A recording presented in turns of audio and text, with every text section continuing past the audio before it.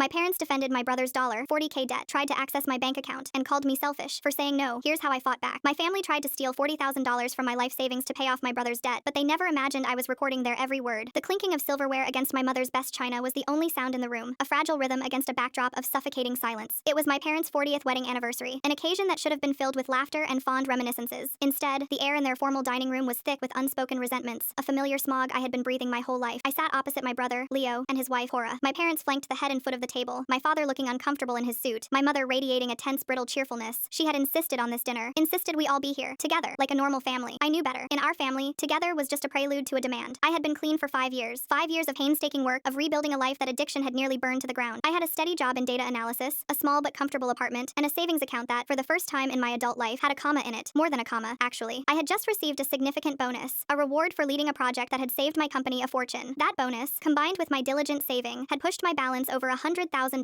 It was my security, my proof of a life reclaimed. It was also, I was beginning to suspect, the reason I was sitting at this table. More wine, darling? My mother asked, her voice a little too bright. She gestured toward me with the bottle, a Merlot she knew I wouldn't drink. It was a small jab, a subtle reminder of the person I used to be, a way of keeping me in my place. No thank you, Mom. I'm good with water, I said, keeping my voice even. I took a deliberate sip from my glass, my hands steady. I would not give them the satisfaction of a reaction. Cora watched me from across the table, her eyes narrowed. She was a master of observation, always cataloging weaknesses. She wore a dress that cost more than my monthly rent, a silent testament to her and Leo's profligate spending habits. Leo, my brother, just stared at his plate, his shoulders slumped. He had always been the golden child, the one who could do no wrong, while I was the screw-up, the project, the cautionary tale. But the gold had long since tarnished, flaking away to reveal the soft, pliable metal underneath a man easily molded by his wife's ambitions and his parents' indulgence. Well, this is lovely, my mother chirped into the void. All of us here. It's been too long. It certainly has, Cora said, her voice smooth as silk but with an edge of steel. She placed her fork down with a delicate click. And speaking of things that have been going on for too long, Leo and I are in a bit of a bind. Here it comes, I thought. The overture was over. The opera was about to begin. My father shifted in his chair, suddenly finding the pattern on the wallpaper fascinating. He was a good man, in his way, but conflict made him shrink. My mother, on the other hand, leaned forward, her expression shifting from strained festivity to one of grave, rehearsed concern. Your brother has some unexpected expenses. My mother began picking up the thread Cora had laid down. It's a terrible situation. Just terrible. I looked at Leo. He wouldn't meet my gaze. What kind of expenses? I asked, my voice flat. I already knew the answer would be a carefully constructed fiction. It's complicated, Cora said, waving a dismissive hand. Some investments that didn't pan out. The market is so volatile. And a few medical bills. Nothing serious, but they add up. Investments. Medical bills. The official story. I'd heard whispers from my cousin that Leo was in deep with credit card debt, that Cora's boutique clothing addiction and their insistence on luxury vacations had finally caught up to them. But in this house, the truth was always subject to revision. How much? I asked. The word hung in the air like a puff of smoke. My mother took a deep breath. $40,000. I didn't flinch. I had been expecting a number with a lot of zeros. I simply nodded, processing. $40,000. A staggering sum to them, a life-altering amount to me. It represented years of skipped lunches, of driving a 15-year-old car, of saying no to myself so I could finally say yes to a future. Full story on channel link below.